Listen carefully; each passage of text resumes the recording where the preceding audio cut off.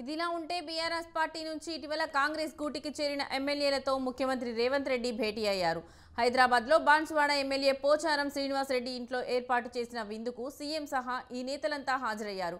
ఈ భేటీలో కాంగ్రెస్ రాష్ట్ర ఇన్ఛార్జ్ దీపాదాస్ మున్షి, సీఎం సలహాదారు వేం నరేందర్ రెడ్డి, కాంగ్రెస్లో చేరిన ఎమ్మెల్యేలు దానం నాగేందర్, కడియం శ్రీహరి, తెల్లం వెంకట్రావు, కాలే యాదయ్య, ప్రకాష్ గౌడ్, అరికెపూడి గాంధీ, డాక్టర్ సంజయ్ కుమార్, గూడె మహిపాల్ రెడ్డి పాల్గొన్నారు. గద్వాల ఎమ్మెల్యే కృష్ణమోహన్ రెడ్డి మాత్రం హాజరు కాలేదు.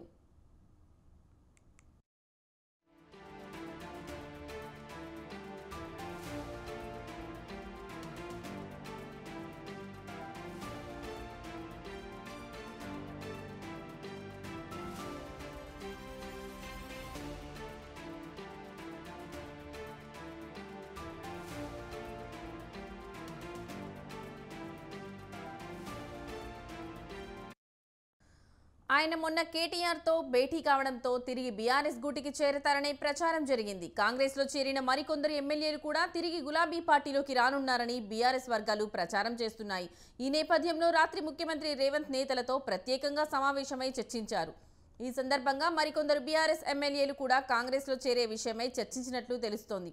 కొత్తగా చేరిన ఎమ్మెల్యేలకు ముందు నుంచి కాంగ్రెస్లో పనిచేస్తున్న సీనియర్ నేతలకు మధ్య సమన్వయ లోపం లేకుండా చూడడంపై ఈ సమావేశంలో సీఎం దృష్టి సారించినట్లు సమాచారం.